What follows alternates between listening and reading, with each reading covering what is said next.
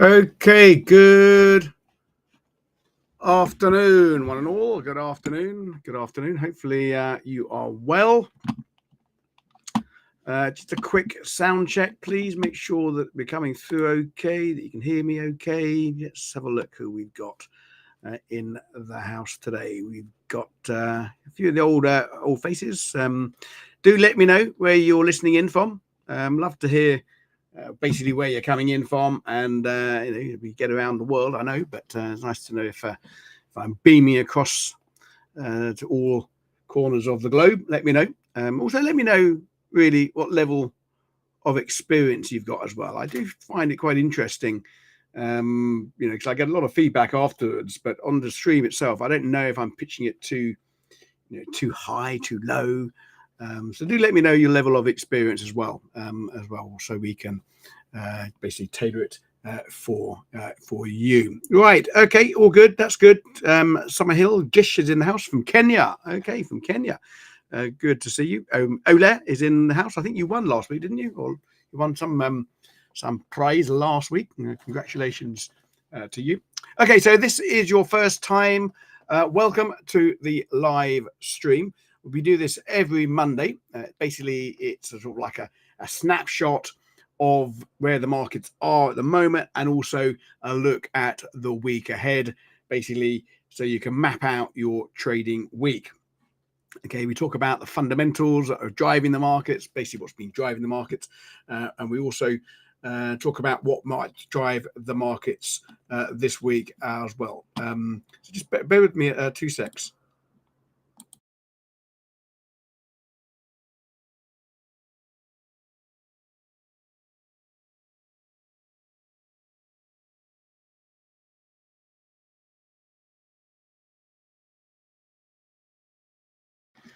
Sorry about that. Right. So we've got Simon Strutters in the house. Good to see you all. Good to see you there. And we've got Rahem from Egypt.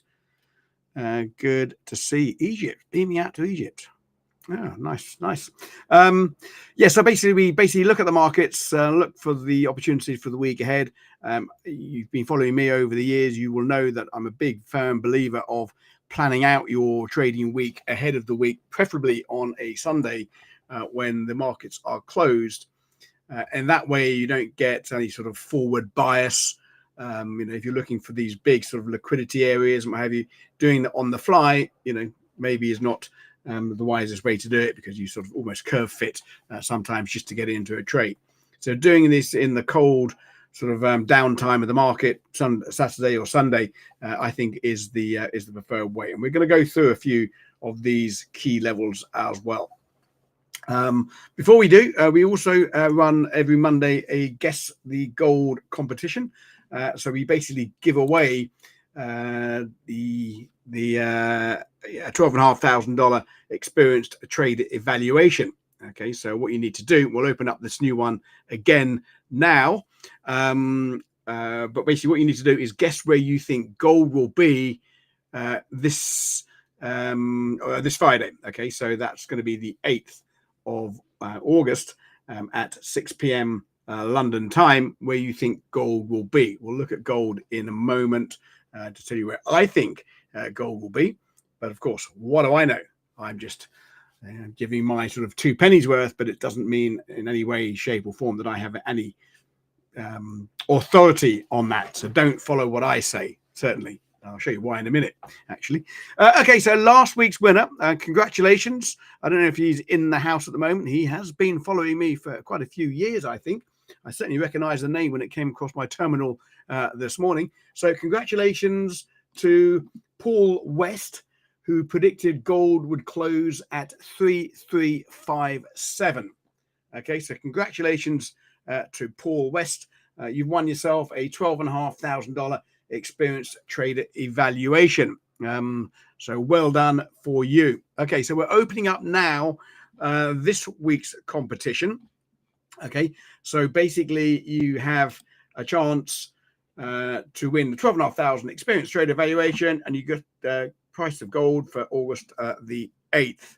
And I'll just drop the link in there as well, if I can just put it up here, and you can do it. I did drop it in about an hour ago before we started the stream, but I'll just drop it in again now.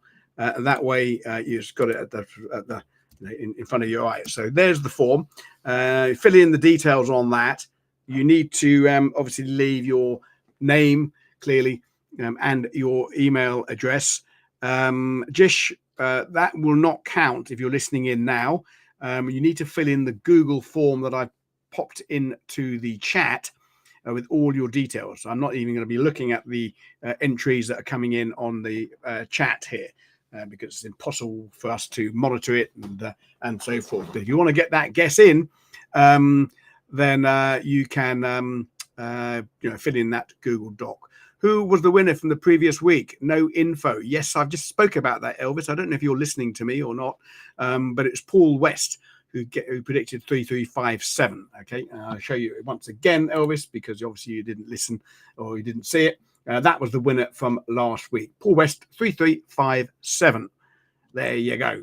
Okay, right. So it's now open. We're going to close this maybe at about 35 minutes past the hour when we come to the end of the stream type of thing. So you've got chances now to get your entries in. Announcement of the winner will be this time next Monday as well. Of course, I will be streaming later on in the week as well. I think I'm streaming on Thursday where we're doing the Bank of England rate decision, where we'll also be giving away another assessment account on a short little quiz as well. So make sure you sign up and follow, subscribe to the channel, of course. That way you'll be notified when we go live. But there you go. Here we go. So Tito says, hi, Andrew. I've been learning trading for 6 years now, only now started to have success with controlling myself and sticking to my plan. I tell you, it's the most important thing that any newbie trader should be listening into.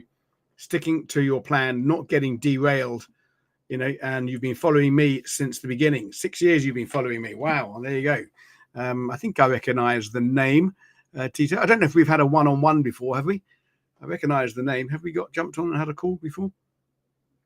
But anyway, I'm pleased that you're following my advice, sticking to having a plan for one thing, and then sticking to the plan, of course, is important. Everyone can write a plan, but sticking to the plan is the problem. And it all boils down to basically expectations. I mean, that's a whole different education topic there in itself. But with the wrong expectations, you're not likely to stick to your plan. I'm seeing a few guesses coming in here now on the gold. So we'll see. There's a few guesses coming in, ranging at the moment from 3318, from 3318 all the way up to 3370 at the moment. That's this two extremes. I'm not going to go through all of them. If anyone predicts exactly the same price, then it's going to be the first one that's completed the form. So there you go. Friday close. Right. What do I think about gold? Well, if you basically were with me last week, we spoke about Good morning, everyone. Let's go through the market. So that's my score coming up. So this is my prediction for gold last week. Yeah. So this is the gold from last week, and now my prediction at the stream was 3320. Okay, and I was pretty chuffed with that call up until the revisions of NFP came out last week, which we'll talk about in a minute, which basically set gold on fire. So we got down. Remember the call at the time last week when we started last Monday, we were trading around the 3335, and I called it 3280, and it got down to 3273. So I was about $7 out, stabling around the 3280, and then of course we had the non-farm payroll and it shot up. I was actually thinking, all right, I've got this one pretty right. I'd win my own competition.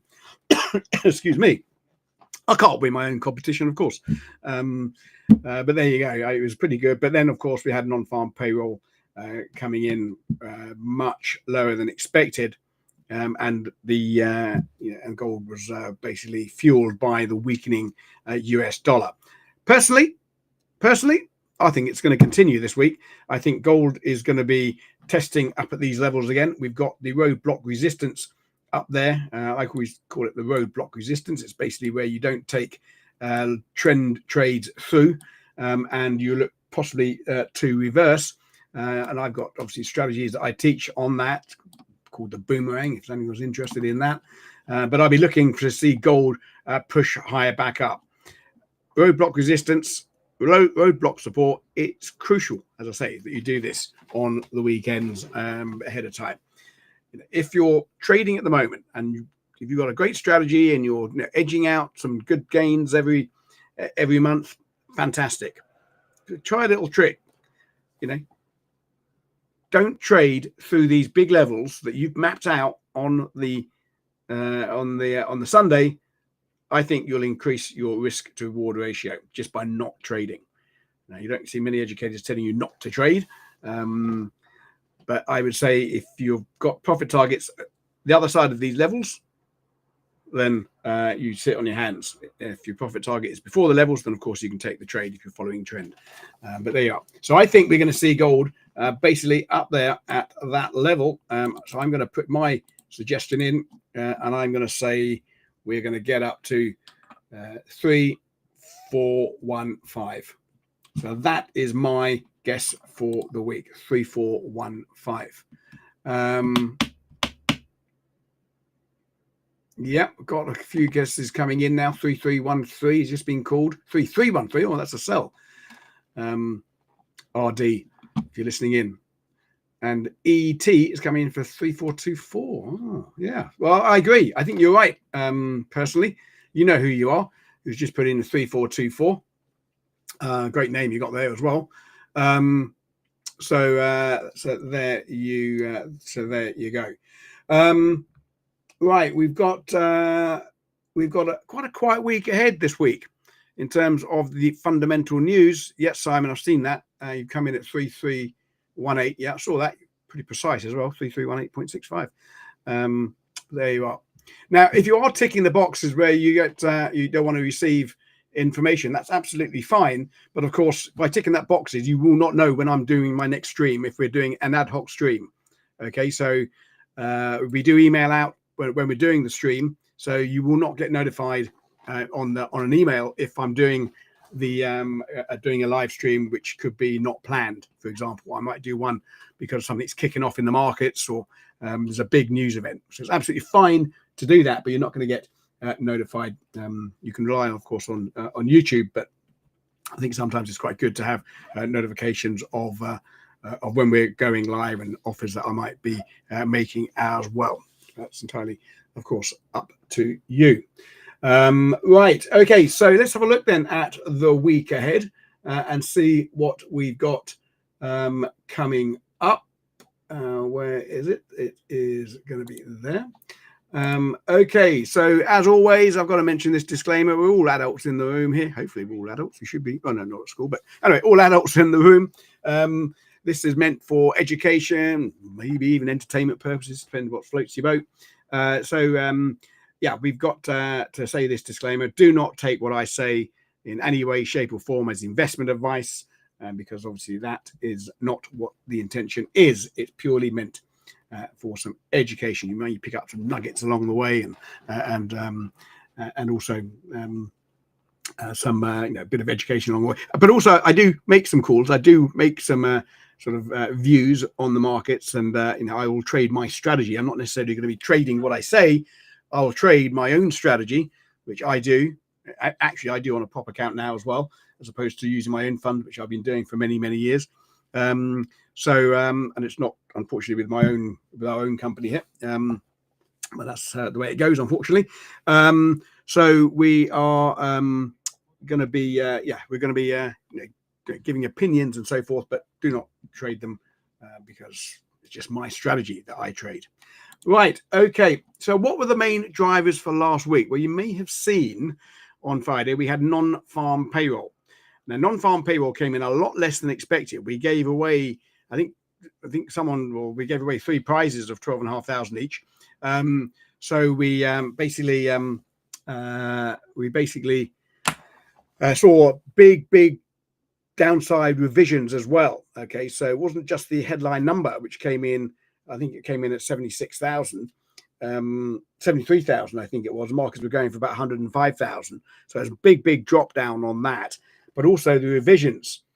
It came from the previous month, which came in at 147,000, so 147,000 jobs added to the economy, down to into the teens. I think it came in down to 17,000, something like that. So massive revisions. And that basically spooked the dollar trades, the dollar long positions. Okay, so the dollar came under big pressure on the back of those revisions.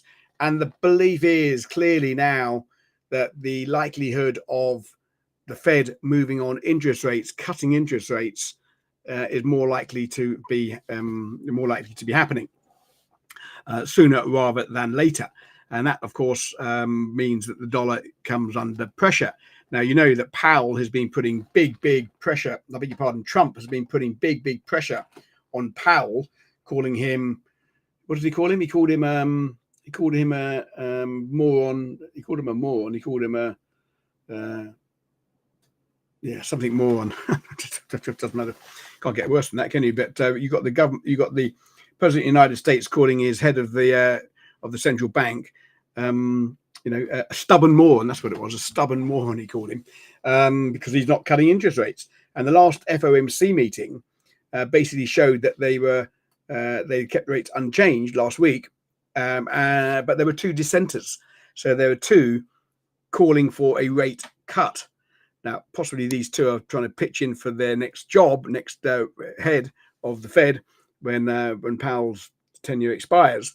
But nonetheless, the pressure is mounting now on the government, on the Fed to cut interest rates. So that basically has affected a lot of things. All the stock markets were down as well, although they're recovering this morning, today. But certainly stock market's under pressure, dollar was under pressure. And there you go. We also had the Bank of Japan policy statement. Bank of Japan was slightly negative. They talked about the sort of the headwinds and of trade tariffs and so forth. So they were, well, basically the Japanese yen came under quite a lot of pressure, for a number of reasons, but more likely that they are not moving their interest rates anytime soon. Although they said there is upward pressure, it's less pressurized. So the Bank of Japan really didn't do much for the Japanese yen, which came under pressure. And of course, you had tariffs as well last week. We saw a whole range of tariffs added on what's already been there. The biggest shock, I would say, was the Swiss. So the Swiss were lumbered with a 39% tariff on all their goods that they export to the US. And that was a bit of a surprise. And consequently, the Swiss franc came under big pressure. Already got negative rates in Switzerland already.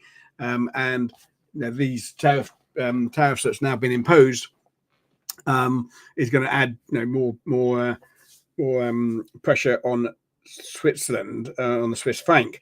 Again, the belief being is that the Swiss will now have to cut interest rates again to even go even more negative because of the to support the economy.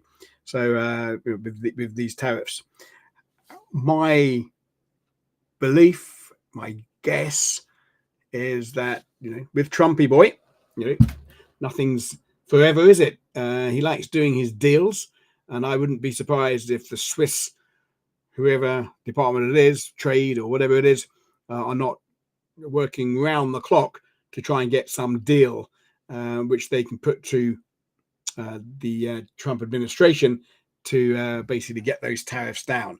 That's going to happen, I think.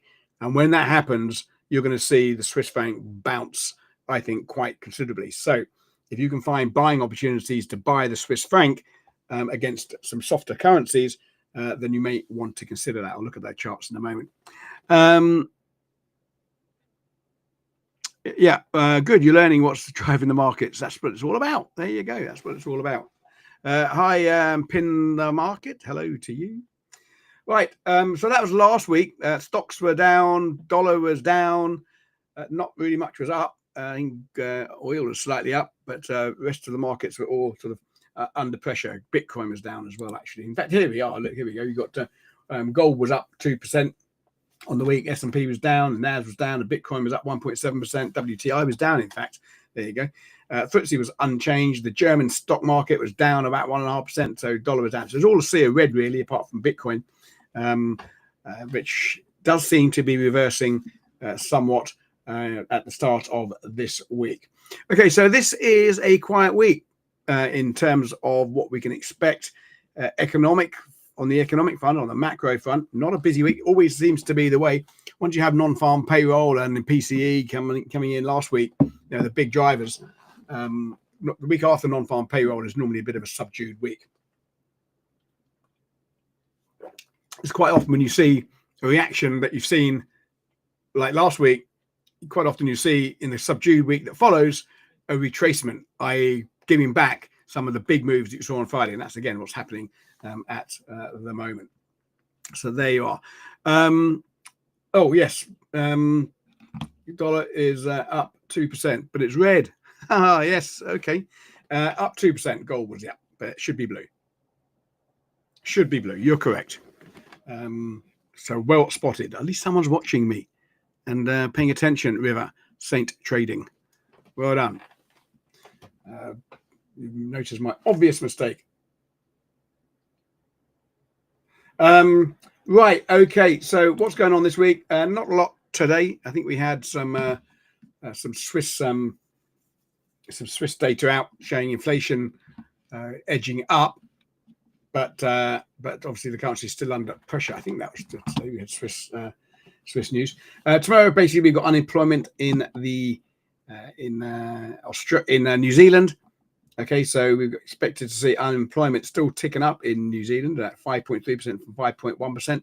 Of course, if unemployment ticks up more so than this, then the central bank, whose job it is to maintain full employment and inflation around 2%, high numbers basically means the New Zealand dollar should come under pressure, because obviously high unemployment, the central bank, RBNZ, has to, maybe to stimulate the economy and get jobs going again, get the employment market going again, they need to cut interest rates.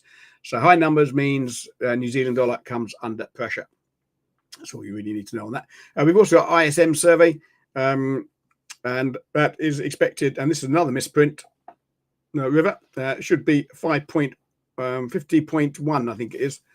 Let me just check that. Let me just check what we're going for on that.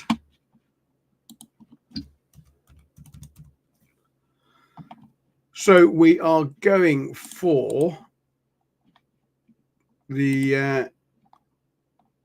51.5 is what we're going for on this PMI data. 51.5. Anything above 50 is an economy that's expanding. Anything above or below 50 is an economy that is contracting. So this should be 51.5, which is a bit of an uptick. Okay, a bit of an uptick, which strong number. Again, high numbers is dollar supportive. So a strong number means the dollar should, on theory, go up. We were talking about that this morning, actually, on in our private Discord channel. How important is this macro news in terms of the 5 and 15-minute chart? Mostly not very important, but it's more important the higher time frames you go out, I think. I'm not a big fan of trading fundamentals on the lower time frame charts, because what should happen doesn't always happen. But in theory, when these numbers come in stronger than expected, it should support the currency, because it shows you that economies are expanding. And remember, the central banks around the world, they absolutely love PMI data, because it stands for Purchasing Managers Index, by the way. And they love PMI data because basically it's like a forward-looking indicator as opposed to a lagging indicator. If businesses are optimistic about the future, that means they hire more staff, they hire plant, they invest more, and so forth. So that's what basically that is.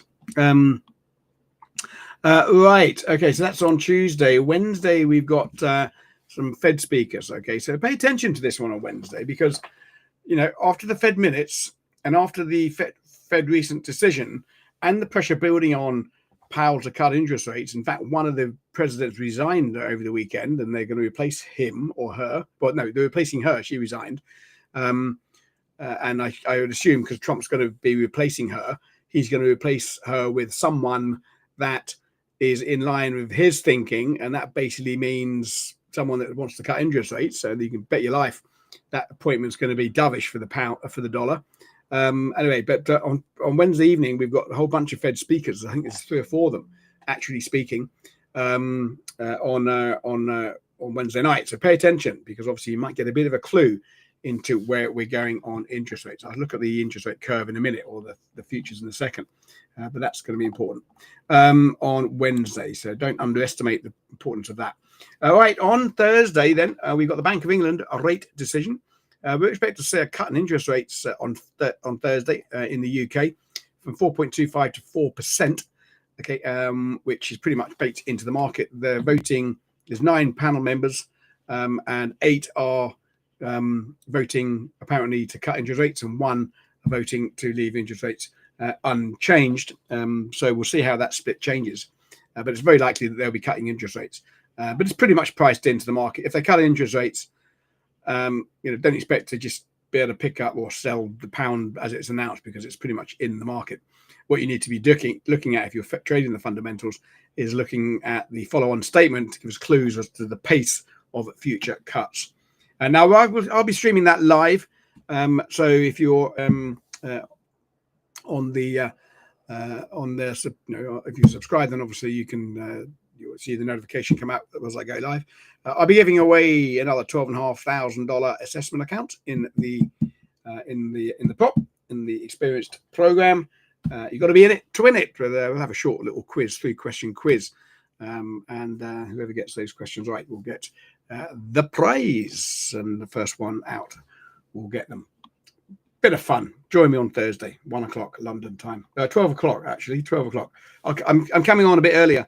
I'm coming on 15 minutes before, so 11:45 on Thursday. So see you there. Friday, we've got Canadian unemployment. Expected to also show an uptick in unemployment. Obviously, now with the tariffs imposed. By the way, if you looked at the tariffs that the Canadians they were given a 30% tariff, 35% tariff, I think it was, for Canada. But it's not a big shocker because they've done the trade deal already there, and this, so pretty much everything's that they wanted to have exempt has been exempt, or they've done a deal on it. So this 35% that they announced last week hasn't really had much of an impact. Anyway, employment is expected to change with 15,000 jobs added, to the economy. I've been watching this number for years, and I've never seen such an absolute shambolic bunch of economists when they're trying to predict the Canadian employment.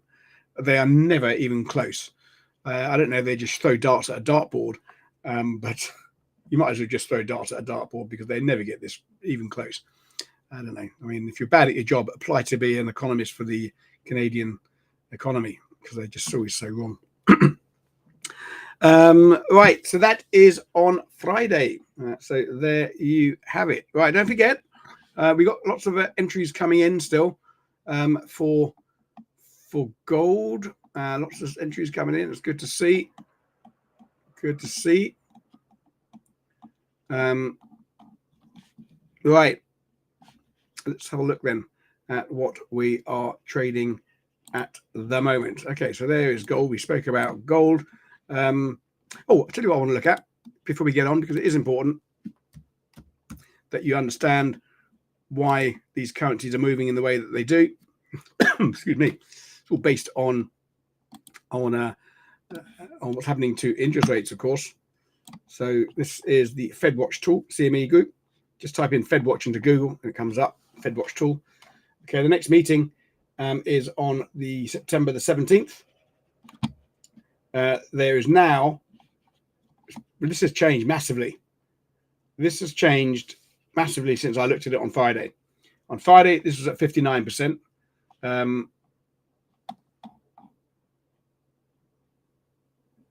A week ago, here you can see how it's changed. This bit was a week ago. I beg your pardon. It was at 63% a week ago. It's now at 83%. Right, looking down here, and a month ago it was at 64%. So what this is showing now is that the markets are pretty much pricing in a rate cut in the next meeting. 83% chance that they'll cut interest rates to 4%, 4% to 4 to 5 range. So that's highly likely that they will be cutting interest rates. And if you look at December, we're also looking at December rates being down at, well, there is a 37, so it's 91% chance that they're also going to cut again by the end of the year. So once they start cutting, look, there's even a 50% chance they'll have 3 cuts. So there's 50% chance now that they'll have 3 cuts by the end of the year. Remember, this is sort of priced into the US dollar. The only way I think this can change is more probability of more cuts. So that's more sort of dollar sort of dollar dovish for the dollar. Dovish basically meaning dollar weakening as it goes. And if the dollar does weaken, of course, you're going to see gold come up and test these levels. These Fed speakers next week might have a bit of something to say about that. So these are the currencies at the moment. Okay, so this is our momentum meter. Anyone that's been following me for the years will know that I'm a firm believer of looking at strength over weakness. Trading is all about having an edge in the markets. We're never going to be right all the time. No one is right all the time. Trading is about having an edge.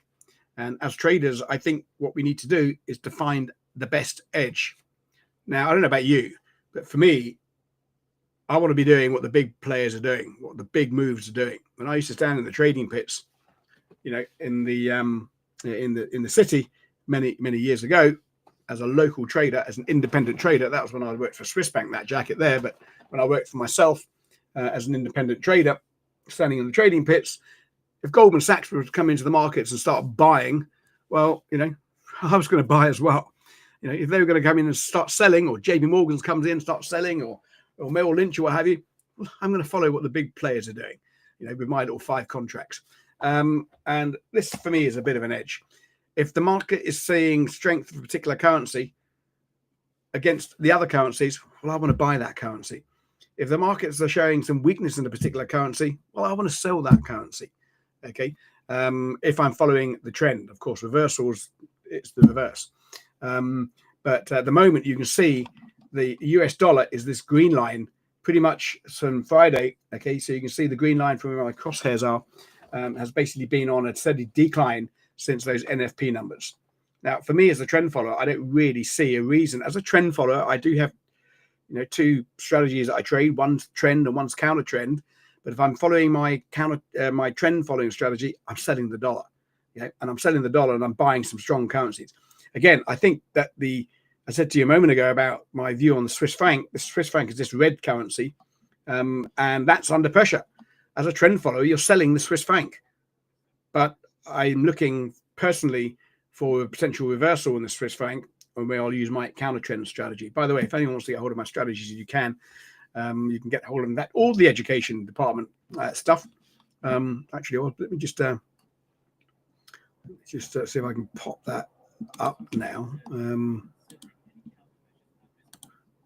This is I talk about these strategies and so forth. If anyone wants to get their hands on all this stuff, you can do so. You can come over here. We've got all the psychology course strategies there, boomerang trend, boomerang counter trend, screen walkthroughs and so forth. Lots of resources, trade journals and so forth. Psychology course. This is Simon's, our CEO. He's put this course together. It's got about 10 hours of content, really great stuff. Professional mindset or strategy. Just use the if you take a 50k account out with us, or 100k account, which you can do now at a 20% discount, which they have just literally announced last week, the summer splash sale. If you want to get your hands on any of this education and come into our private Discord channel, you can, of course. You get invited, personal invite from me into our Discord where we talk all day long. Just use a code. I think I've got it here. Let's have a look here. Have I got a code? Use that code on the checkout, PropIQ, on the coupon code, and you'll have instant access to all that. You also get a link to my calendar where you can book a one-on-one with me, a personal one-on-one with me. We set out your trading plan for your trading journey. We'll talk about exactly where you are on your journey. One-on-one with me, about an hour. I don't really clock watch. You get that. You get the assessment account, and you get the, of course, you get all that stuff as well. So at the checkout, use that code. There you are. Enough of that for now. And I always talk about this as well. I talk about this in those video lessons as well, why this is so important. Trading is about having the edge. And if I think that, I've got a slight edge, better than a coin toss, then I've got a strategy. Buying strong currency, selling a weak currency is a slight edge. Don't buy in front of big resistance. Don't sell in front of support. That is increasing your edge. The more you can do to increase your edge, because I think as traders we can do better than a coin toss, then the better you are. But remember, it is only an edge, and the very nature of an edge means it plays out over time. It doesn't happen on the next trade or the next trade or the next trade. It happens over a series of trades. The law of large numbers, I call it. I've been banging on about the law of large numbers now for about 10 years. It's basically what traders are focusing on. They're not focusing on that one trade being a winner or loser. It's irrelevant. And basically, it's probability. And probability, as you know, plays out over time. So at the moment, you're selling the dollar. You're selling the dollar and you're buying the euro. Let's have a look at the euro dollar, shall we? Where would be, oops, let's just go out to the euro dollar. So that would be where my eyes would start to look. And then I'll see if there are any trading opportunities. Okay, so we basically got, okay, I've got it drawn in from last stream. This was a break of structure, which is the boomerang reversal. This is the boomerang reversal pattern, by the way. So it's in from my last stream. And of course, it was looking really good until NFP came in, which smashed the dollar down. Again, talk about these roadblock resistances. The trend is up, right? You're buying the euro against the dollar. Would you buy into this level? Possibly not. So those of you that are following this trend, yep, to get the odds in your favor, you don't buy in front of here. Okay, so you'll hold back. If anything, you'll look for a potential reversal at these levels. So this is a potential reversal zone. Remember I said do these roadblocks at the weekend when markets are not trading. Well, mine's already in here. We're in here at the moment now on the daily time frame. Is it going to be respected? I don't know. I don't have the authority to know where the dollar is going. I just follow what's happening on the charts. At the moment, this big momentum move you saw on NFP last week, where did it stall? It stalled exactly where you'd expect it to stall. At the previous break of structure, that led to that moved lower. And that's exactly where it is at the moment. So you don't buy this at the moment. I would not be buying this at the moment. I'd be more confident in looking for potential reversal. And I'd look for reversal using my boomerang reversal, which we can do on the 4-hour chart, which is basically going to be here. Oops, it's gone to that one there at the moment.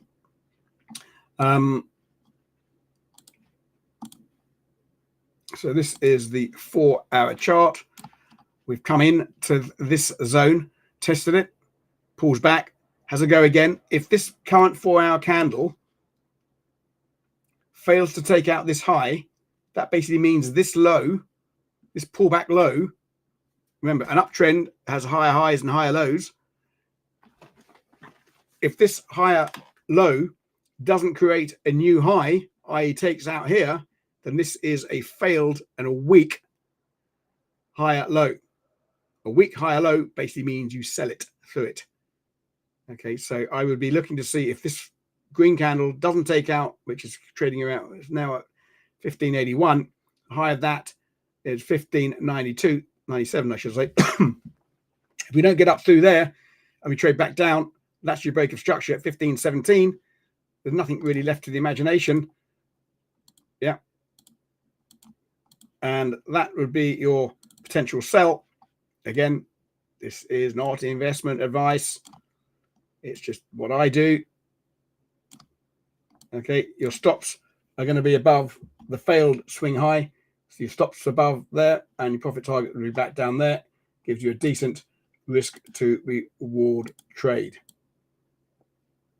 Yeah, so that would be something that we would take. And it's actually not bad little trade either. It gives you about 2 to 1 on that. But again, some of them work, some of them don't. But you just got to go with the flow, go with your rules, trade without hesitation. Yep, I'm looking at dollar weakening, but who knows? Anything can happen. And if it does break through here, then the dollar could gather momentum. I can't see any fundamentals why it would happen, but I trade what I see, not what I think. If that makes sense. Hopefully that makes sense anyway. So there you are.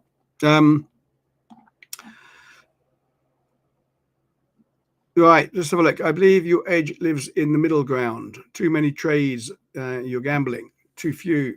This is what Simon has said. I believe your edge lives in the middle ground. Too many trades and you're gambling. Too few and your probabilities never have room to work. Yep. Yep, correct. If you're trading too few, yeah, it's more random. You know, the more you trade, the less random it becomes if you're following a strategy with an edge. I agree with that, Simon. Thank you for that. So let's have a look here then. What about Euro Oz and Euro New Zealand? Okay, so Euro basically against commodity currencies. Commodity currencies are generally what we consider to be risk currencies. They either risk on or risk off. If stock markets are going strong and these economies are booming, then the commodity currencies tend to do better.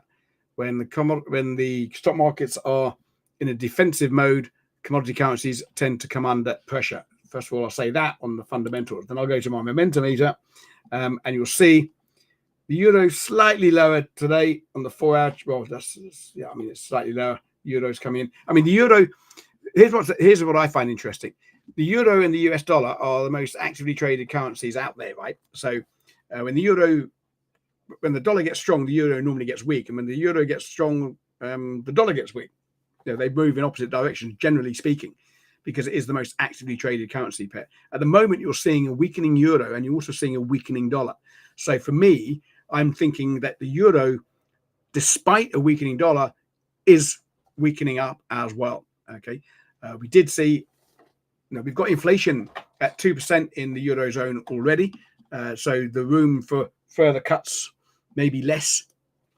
So that would, you consider that to be euro supportive, but nonetheless, the euro is under pressure. So my bias, before I look at the individual chart, is that the euro comes under pressure at the moment, because if the dollar does pick up, the euro is going to if the dollar picks up in value, the euro is going to increase its momentum to the downside. So the euro is, my bias is lower. Again, before I get onto the charts and look for my levels, and you look here at the orange line and the grey line. Orange line is the Australian dollar, and the New Zealand is the grey line. Okay, so these are showing upward pressure. This is the 4 hour. If you go to the 1 hour chart today, okay, I mean, you've got the Aussie and the New Zealand, almost the top two strongest currencies. It's a 1 hour. I mean, I prefer to look at the 4 hour for here. So my bias at the moment would be to sell the euro Oz and sell the euro New Zealand. So then I go to my price chart to see if there's any opportunities once I've built my sort of playbook and my opinion. So my bias is to sell it. And what do we got here? Well, you can extend your roadblocks resistance. Yeah, you can extend that out to there. Okay. We've had a go higher. I mean, it's not. It's a currency pair that I would not be trading at the moment. It's just ranging. So I haven't really got an edge in here at all. My bias is lower. I think if your bias is lower and you've got, we're now 78.50 and you've got stops above 79.90, it's longer term. But I think it's going to, if we do see the euro gather momentum and the Aussie comes under pressure, which could do if the tariffs kick in and the stock markets come under pressure, you'll see this maybe fall, the Aussie fall, and this would then obviously would rise if the stock markets continue under pressure. But I think for me, my bias is low, but I haven't got an entry. I mean, if you're trading, some of you that have been following me for the years would know that I trade what we used to call, what we still do call it, the naked trading strategy, where we only look at the candlesticks and support and resistance. Well, here you've got a bearish engulfing pattern at this previous high. So your trade, if anything, is to sell the bulk of this candle, which is around now, stops above that candle. But with that candle up there at 979.40, position size and just take the stops above. You could see in the challenge of that, you get stopped out and then it rolls back. So for me, I'd want my stops above that level zone, and I don't mind that. I mean, if you're risking 0.5% of the account, you want to be in a place, you want to be using a stop where you don't think you're going to get stopped out. Yeah. So my bias for the euro would be lower. Same for the euro New Zealand, but I haven't got an entry for me. I'm going to be employing the hardest trade in the book, and that's sitting on your hands and doing nothing. Another cliche: emotional numbness unlocks trading superpowers. Emotional numbness. Yes, very good.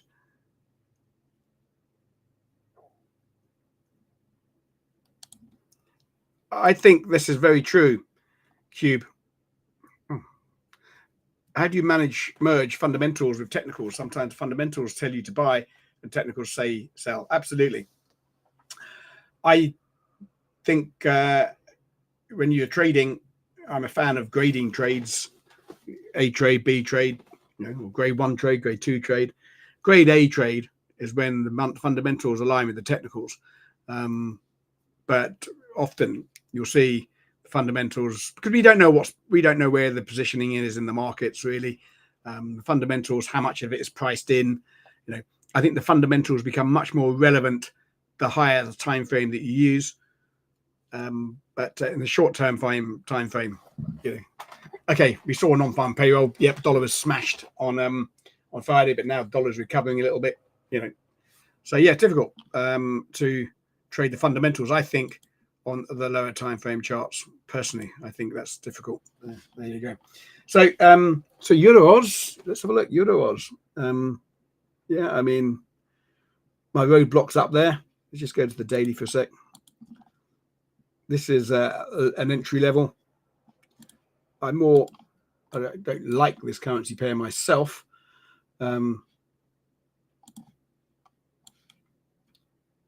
But that naked setup there, you saw this bearish pin bar at the previous high. I mean, what you see here on the daily is really high wicked candles. High wicked candles is an indication that there is sell liquidity up here, or basically buying in New Zealand liquidity up here. Okay, so, you know, and you've seen it now, you know, these high wicked pins, you don't buy it, do you? You don't buy it. You don't know what's up here. When I used to be in the city, I've told this example many a time, but I know new people watching me all week. I was a gilt edge market maker for a while, you know, and if we'd make markets in gilts, yeah, but by you know, market maker. So if we were hit, basically someone chucked out, you know, 100 million government bonds to us, you know, we had an exposure. We had to sell futures, you know, we didn't want to be too exposed. We always have to keep, you know, control of risk. So I would, so we would sell futures to sell, you know, government bond futures. But I wouldn't chuck out 10,000 contracts at one go. I couldn't show the market 10,000 contracts because I wouldn't touch the sides. Price wouldn't touch the sides. So you'd have to drip feed them out, you know, and it's called splitting, I think, where you split the orders. We might do, you know, 1,000 here, 1,000 there, 1,000 here, 1,000 there. And that's basically what's up here at the moment. There's selling up there. And this is where you see these wicked candles is indicating that there's institutional selling at these levels. Well, I'm not going to buy against the institutions. I'm not going to buy against Goldman Sachs or JP Morgan. I'm going to sell against, I'm going to go with them. So I'm looking here for a reversal at that. So I'll be positioning myself, setting my alerts for a potential sell on the lower time frame charts at that big level. Okay. So if we get up to that level again on the 4-hour chart, I'll be looking for this type of action. Test of it, pulls back, another test, fails to take that previous high, and I'll be looking for a trade to short if we get up there.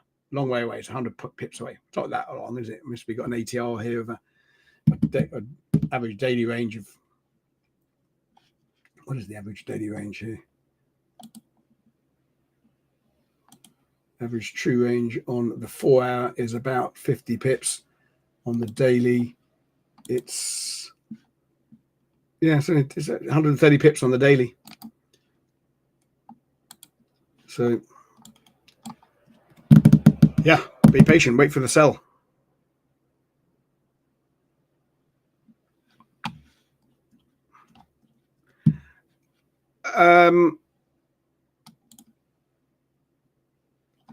Didge says, do I prefer forex trading to the futures, such as the stock market, the NASDAQ and the top 500?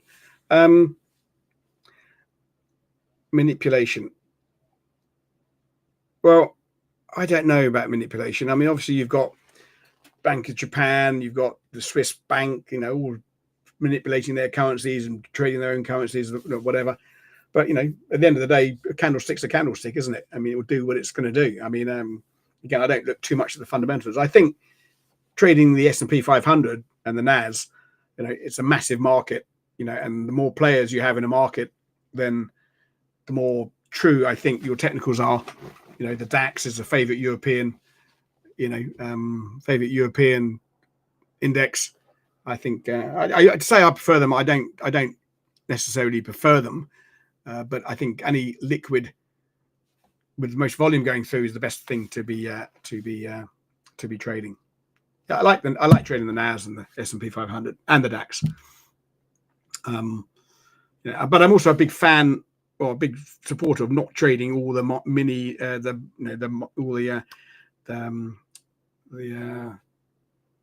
you trade the majors, but not so much the minors, you know, and the exotics. I'm not really into that too much because there's not very much volume going through. There's four main currencies. You've got the dollar, euro, Japanese yen, and pound, and the rest of it is all on the $7 trillion a day market that we all I've told about. You know, it's only those 4 currencies that make up that. The rest is all pond life. There you go, dollar yen for a pip. Well, what do you think about that? Don't trade through. This rally from 146 stalled at 151. That's led to the move down. You've got yen that's your roadblock, and now you're seeing a bearish engulfing pattern at that roadblock. It trades lower, so trading lower. I've got all days on here. Why is that happening? Let me just put in the 4 hour up there.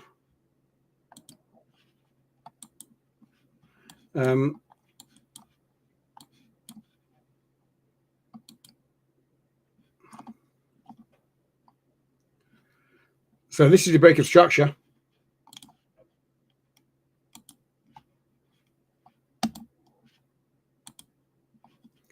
So this is your break.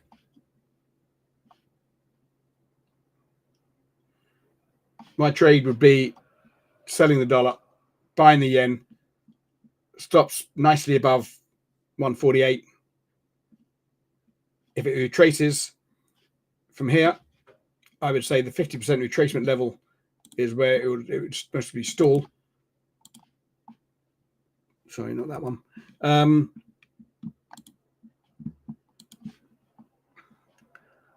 So 50% of that is up to there. So really stops above. Well, look at that, 50% again. 50%, 100%.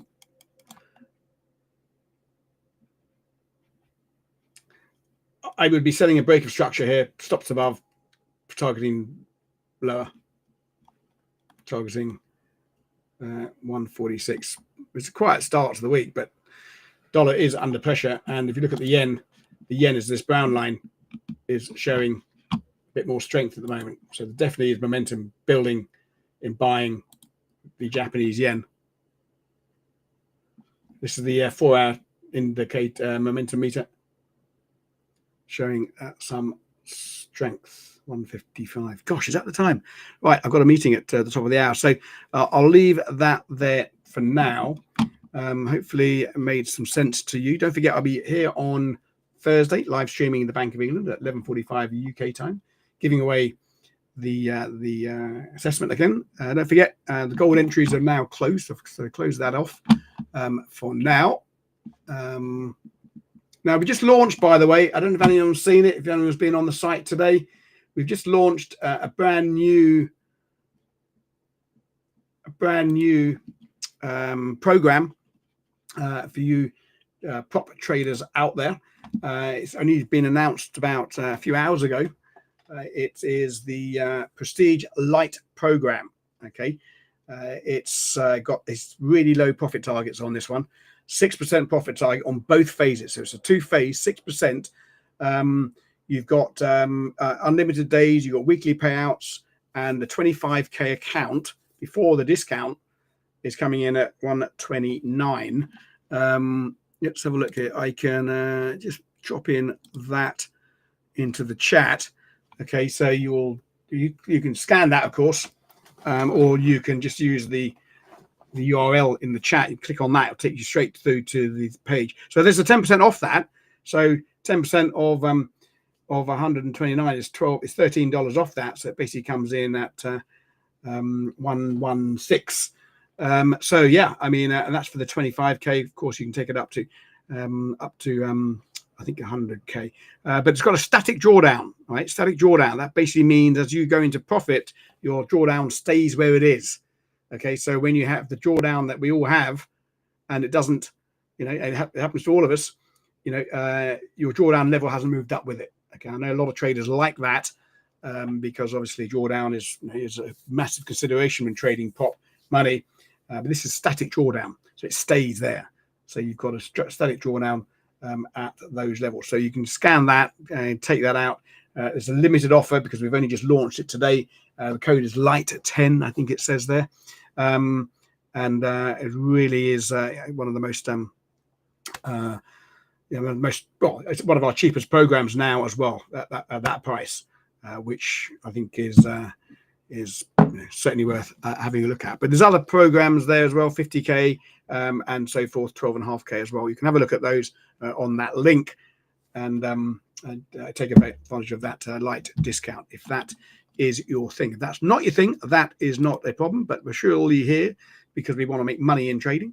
If you've not considered a prop account in the past, well, maybe it's time to do it. Back in my day, when I was coming onto the screens in 2005, I had to use my own money. Thankfully, I had been in the city for many years, so I built up some sort of funds. But now the ability to trade, much larger accounts is there for all of us, and it's something that you should really, I think, consider. Especially, for that price, why would you not? People say that trading demo and trading live, what's the advantage, or it's not the same, you haven't got the emotions the same, and I think that's very true. The emotions are different. I always say that I think having some proper skin in the game does make you feel differently. Here you can get skin in the game for $116 with a chance to control a 25k account. It wasn't around in my day. I wish it was, I'll tell you that. 2005, 2006, I lost a shed load of money. I was about to give up, to be honest, on the screens, but thankfully I persevered, and here we are. Right, folks, thanks for that. Hopefully you've enjoyed today. Come and join us on Discord. You can scan that as well. And if you take that Prop IQ code, then of course you get access to all the education and my one-on-ones and live streams, live one-on-ones with me, and of course all that other stuff. So there you go. Thanks very much for tuning in. Okay, I'll leave that there for now, and we will see you on Thursday at the Bank of England announcement of their rate decision.